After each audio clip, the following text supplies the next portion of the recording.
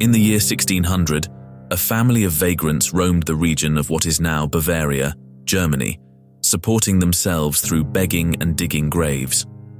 Unbeknownst to them, a string of crimes had been committed in the region, pressuring the authorities to try and solve the problem. In the end, their tragic fate was sealed when they became entangled in one of the era's most brutal trials. This is their chilling story. In the early 17th century, Bavaria was a duchy within the Holy Roman Empire, located in what is now southeastern Germany. It was governed by Duke Maximilian I. Duke Maximilian was a staunch Catholic and a leading figure in the Counter-Reformation, a movement aimed at countering the Protestant Reformation and reaffirming the authority of the Catholic Church. The late 16th and early 17th centuries were periods of intense religious fervor and superstition. The Catholic Church held substantial influence over daily life, and there was widespread belief in witchcraft and the supernatural.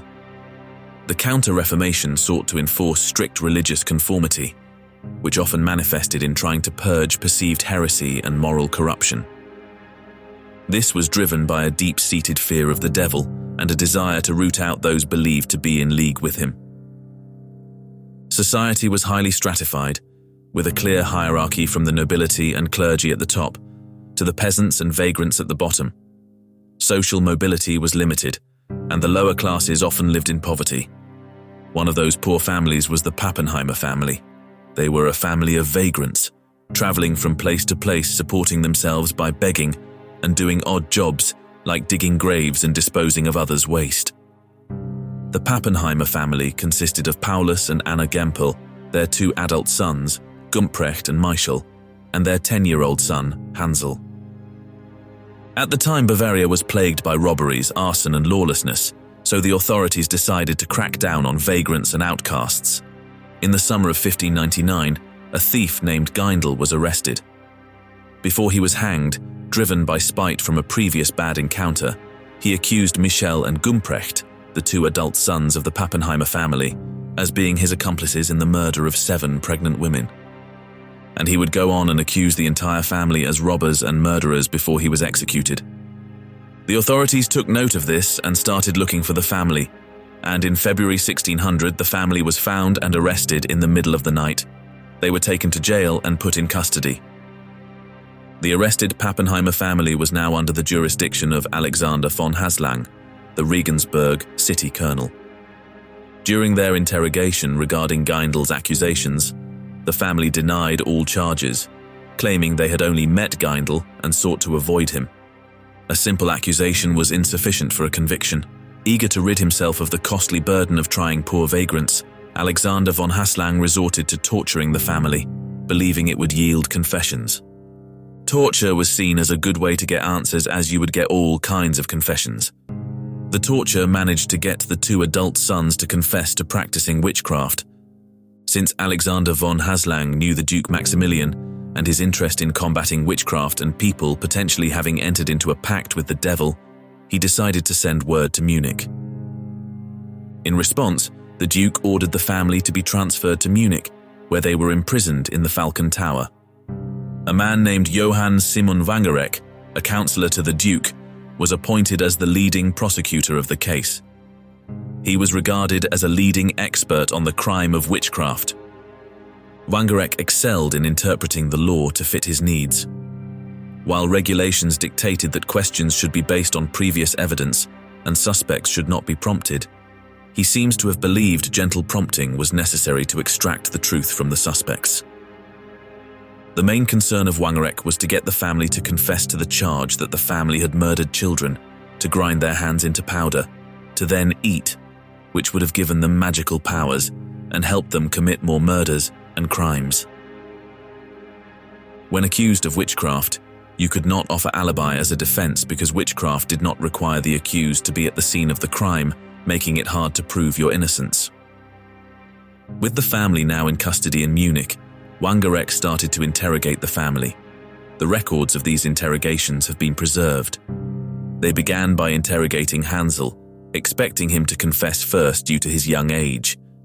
The counselor asked about their recent activities and associates, particularly pressing about the thief Geindl. When they did not get the confession they wanted, they began torturing Hansel, beating him with a cane.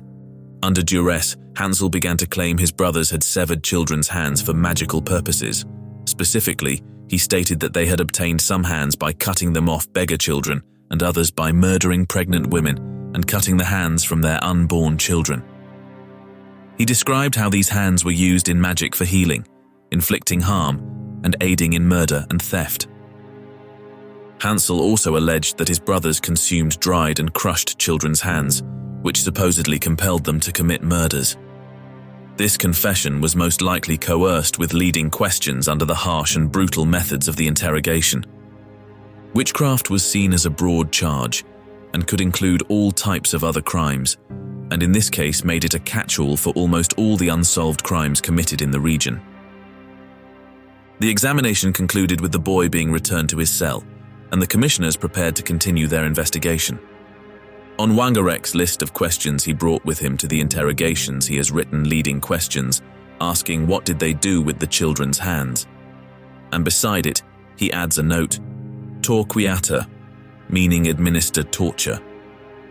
The other family members were tortured with strappado and squassation, two types of torture methods where the victim's hands are bound behind their back and then raised by their arms by a rope, and then repeatedly dropped from a height, only to be stopped by a sudden jerk dislocating the shoulders, sometimes with weights attached to the feet. The family initially denied all charges, but the torture became so intense that they started to confessing to anything just to make it stop.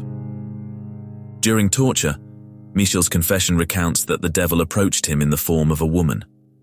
She spoke to him and then asked him to copulate with her, which he did. Afterward, she demanded that he renounce God. To complete the pact, the devil required hair from the left side of his head, armpit, and private parts, as well as a piece of nail from the big toe on his left foot. Finally, the devil wanted powder ground from children's hands. The devil inflicted a scratch on Michel's left side, collecting his blood in a small container. Producing a sheet of paper, the devil placed it on his knee and inserted a pen into Michel's hand.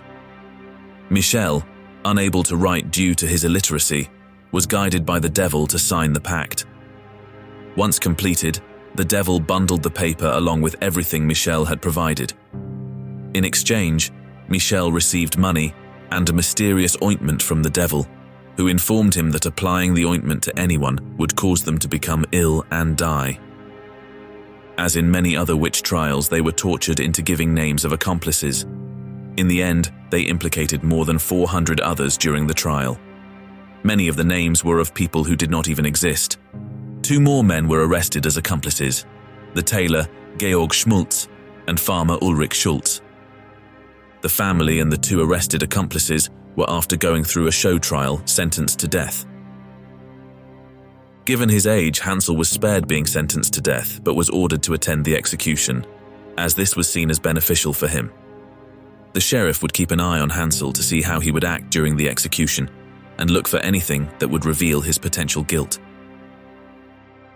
After sentencing, the condemned was led out from the town hall in front of the crowd and had their shirts ripped hanging in tatters around their waist. After this, the sentence was started by burning their bodies with glowing red-hot tongs, 6 times each. The executioner would then cut off Anna's breasts and then proceed to rub the breasts around her mouth and around the mouth of her 2 adult sons. After this, the accused were transported by cart to the execution grounds, followed by a large crowd of soldiers, legal officials, and priests, to the sound of the city's bells ringing. People in the crowd sang hymns, offered prayers, and walked alongside the procession, merging with the large crowd of onlookers. During the transport, Hansel observed the scene with awe, remarking on the impressive number of men-at-arms present, comparing it to a grand wedding for his parents, and noting that even the Duke didn't have as many soldiers, probably not understanding the severity of the situation. The sheriff took note of this, seeing it as evidence of the devil's possession. They were all made to drink wine to numb them before what was to come. At the execution ground, surrounded by a huge crowd, all the men had their arms broken at the wheel. Hansel, forced to watch, cried out in horror as he witnessed the brutal treatment. The father Paulus was executed by impalement, a horrific type of execution where a large wooden stake is driven up through the rear and through the intestines. This was a very uncommon way of execution, but the authorities chose this brutal execution to maximize the punishment's severity and impact. At this time, there was a law against burning people alive in Bavaria, as the screams could upset and incite the audience. But as the government wanted to make an example of the family and deter others from engaging in witchcraft, Paulus was dragged onto the prepared pyre of brushwood, while the rest of the accused were brought forward and chained to stakes. Then, the fire was lit. While sitting on the sheriff's horse watching his family being burned alive, 10-year-old Hansel is noted screaming with tormented cries, describing the visible suffering of his mother. As the Pappenheimer family had named a lot of people during their torture, the hysteria and downward spiral continued. More arrests were done following the execution. 5 more people were arrested and put through the same type of torture as the Pappenheimers, confessing to all types of crimes and naming accomplices. After a trial, they were also condemned to be burned alive. The report given by the sheriff of Hansel's behavior on the day of his family's execution was examined, and Hansel was determined to be guilty of witchcraft and sentenced to death despite his age. The hysteria of the time was too great. Hansel's young age did not save his life. Hansel and the 5 others were executed that November. As the recently executed had named even more accomplices, Wangerek wanted to continue this cycle of persecution, but as the accused were of higher social standing, they were able to defend themselves. Even though anomalies in the case were found, no one was punished for this, and Wangerek was able to continue a prosperous life without punishment for his cruel torture. Thank you for watching. I'm curious what you think of this case. Leave your thoughts in the comments below.